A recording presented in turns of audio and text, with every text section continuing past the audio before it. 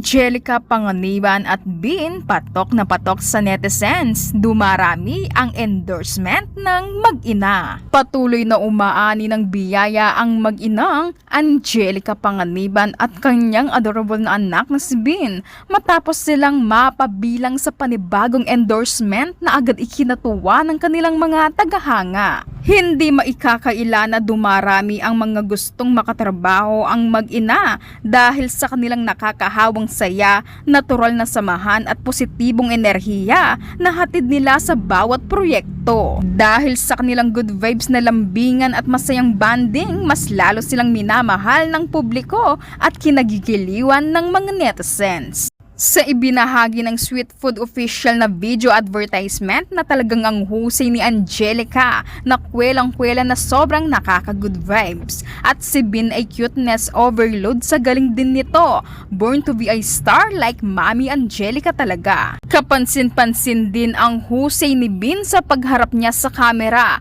Tila sanay na sanay ng umarte ng natural, kaya naman hindi nakapagtataka marami ang agad na aliw sa kanya. Ang kanyang charm, cute na mga ekspresyon at masayang personalidad ang dahilan kung bakit mas lalo siyang kinagigiliwan ng publiko. Nakakatuwang panoorin ang eksena ni na Mami Angelica at Bin dahil kitang-kita ang kanilang lambingan at saya bilang mag-ina. Dahil dito maraming nagsasabing may malaking potensyal si Bin na balang araw ay magiging isang ganap na bituin tulad ng kanyang mami na si Angelica Panganiban. Siksik! Sulit! Sarap! Siksurap, diba?